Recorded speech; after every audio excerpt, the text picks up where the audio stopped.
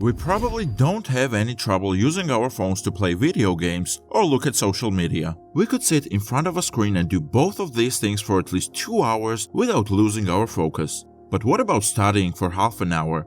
How about putting another hour into your side business? Even though we are aware that spending our time studying, working out, creating a business, or engaging in another activity that is as productive will be of greater benefit to us in the long term, we continue to do so. We still prefer to watch TV, play computer games, and scroll through Instagram. One might even say that it's crystal clear the first task is simple and doesn't demand much effort from you, while the second one is challenging and calls for you to make an effort. We tend to feel tired and frustrated when we use our brains more. We stop doing things that make our brains work hard and start doing things that are easy or make us feel good. Then we wonder why we can't get our work done every day. We have taught our brains to like comfort, but we only grow when out of our comfort zone. Before moving any further, subscribe to our channel now if it's your first time visiting us, and don't forget to press the bell icon. Let's continue the video. Identifying the cause of the problem. How frequently do you look at Instagram or Twitter? Is it simple? Do you think that it takes a lot of work? Most likely not. I can spend hours on Instagram. Even though I've seen everything on the platform, I'll refresh the feed more than once. I have trouble when I try to do other things, like reading or writing. I cannot concentrate, lose track of my work, or get tired. I was very upset. Why do the people I like consistently appear focused and motivated to work on their business or read more than 100 books annually? At the same time, I was struggling to finish just one. What did I not see? How can I make hard things, like working on my business, easy to do? The way to do it is to trick your body's dopamine levels. Dopamine is a neurotransmitter, a chemical message sent by the brain. It comes out when you do something that makes you happy or gives you something good. The more excited you are, the more likely dopamine will be raised. So this makes your brain pay more attention to what makes you happy. Think about why you'd rather watch a TV show, cook, or hang out with your friends than do something with a clear goal. There is a reason why dopamine can be so important to our brains. Once it gets used to it, it needs more dopamine, making it hard to do normal things. How do you reset your dopamine levels? We should now know that the only way to enjoy something is for the brain to get some dopamine from it. One way to do this is to do a dopamine detox, which means stopping doing anything that makes you happy for the time being. Many people believe in the idea of dopamine detox. Think of it as a cleanse for your brain. The simple rule is to avoid doing anything you enjoy or that makes your brain work harder. This could be browsing your phone, avoiding screen time, listening to music, or doing any hobby you have. The idea is to keep the brain from doing anything good or fun, so that in the end, even something boring can be fun, so the brain will start to like it. It sounds crazy to follow such a detox plan, but there is a smaller version of the plan that is easier to do. Don't do anything that seems fun or boosts your dopamine weekly. That is a way to get your mind back on track and ready to work on other things that need your attention. Many smart people and high thinkers follow the detox plan, which helps them stay sharp. There is also a version of the plan that uses dopamine as a reward for doing something hard. Spend some time doing something hard for you, and when you're done, do something small that you enjoy as a reward. What actions release dopamine? Any activity where you think you might get a reward sets it free. But if you know that the behavior won't get you anything right away, your brain won't let go of it. Cocaine and heroin make you feel high, but they also cause your brain to make too much dopamine, making you want them even more. And in the digital world we live in now, our brains are getting an unnaturally high amount of dopamine every day, even if we don't realize it. We do all these things because we hope to get something out of them. As a consequence of this, we are in the habit of frequently checking our phones. We are watching for a notification of some type, possibly in the form of a text message. We are confident that in the long run, we will be successful. One might respond with, "So what? I don't feel any negative effects from it at all." You're mistaken about it though. The term homeostasis refers to a biological mechanism that is present in our bodies. This indicates that our body strives to maintain an internal state of chemical and physical equilibrium. Our bodies will adjust to whatever imbalance is there in the environment. But homeostasis can also show itself in another way, and we can do that by being tolerant, and it's pretty similar to dopamine.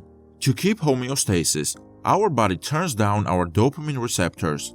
In the end, our brain gets used to a lot of dopamine, which becomes our new normal, so we get used to the effects of dopamine. This can be a significant issue, since you lose interest in activities that provide less dopamine. And it's far more difficult to motivate yourself to accomplish these things. They don't offer us as much dopamine as other activities, so we feel bored and have less fun. Because of this, most people would rather play video games or surf the web than study or work on their business. This is one reason drug addicts have difficulty returning to a normal life when they try to quit. Their tolerance for dopamine gets so high that everyday life can't keep up. Not just people who use drugs. People hooked on computer games, social media, on the internet, all share the same feelings. Once their dopamine tolerance becomes excessive, people can no longer enjoy low dopamine actions. Dopamine effects on our daily lives.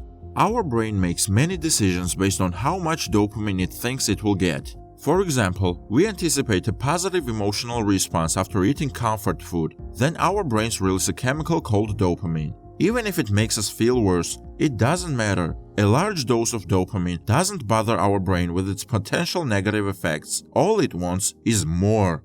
Some steps you need to take. You're going to take away everything that gives you pleasure from the outside world for the whole day. You're going to get used to being bored. You will be bored a lot. You can do these things though. Meditate and give yourself time to think. Go for a walk. Think about your ambitions and your goals. Write down whatever ideas come to you. This may seem like a great deal, but if you desire radical outcomes rapidly, you must be capable of dramatic actions. How could this possibly work? You can look at it like this. Let's say you've been to the best restaurant in your town for every meal. Because of this, you started eating those fancy meals every day. You probably wouldn't take a bowl of plain rice if someone offered it. It wouldn't taste as good as the food you usually get at a restaurant. However, if you're suddenly stranded on an island by yourself and starving, a dish of plain rice may not appear that awful. And this is the effect of the dopamine detox. It deprives you of all the regular pleasures, driving you to seek out things that are less pleasurable. Dopamine detox is effective because you get so bored that mundane activities begin to look more exciting. If you do not wish to deny yourself all pleasure, you can perform a less severe dopamine detox. Choose one day of the week when you won't do anything that gives you a lot of dopamine, no matter what that behavior is. Maybe you are always looking at your phone, binge watching TV, playing games on your laptop, eating fast food, or something else. And from now on, you will stop doing that activity for one whole day every week. You can still do other things but can't do what you choose. Yes, you will experience some boredom, but that's the point. It would be beneficial if you let your dopamine receptors to heal from the excessive dopamine levels your brain has been receiving. And being bored will make you want to do something else that day. But it would help if you tried to stop doing these things, or at least do them as little as possible. Instead, you should attempt to associate more dopamine with positive outcomes. Reward yourself. If I do something that gives me a lot of dopamine first, I won't want to do the work that gives me less dopamine. I won't be able to get myself to do it. Therefore, always make the habit to begin with the difficult tasks and only afterwards allow yourself to engage in activities that produce a great deal of dopamine. To conclude, there are methods to make difficult tasks more manageable, but if your brain is always receiving a large amounts of dopamine, you will be less motivated to concentrate on anything that does not deliver a substantial amount of dopamine. Because of this, you might want to limit how much you use your phone, computer, and other activities that give you a lot of dopamine. Therefore, if you have problems getting things done, you should immediately begin reducing dopamine from your brain. Get away from the high amounts of dopamine that are not normal, or at least be around them much less often. Will you acquire it even if you engage in activities that don't improve your situation? Or will you achieve it by working toward the goals you have set for the long term? You get to decide. Hope you enjoyed the video. Tell us in the comment section if you have any questions about the video. Thanks for watching. See you in the next video.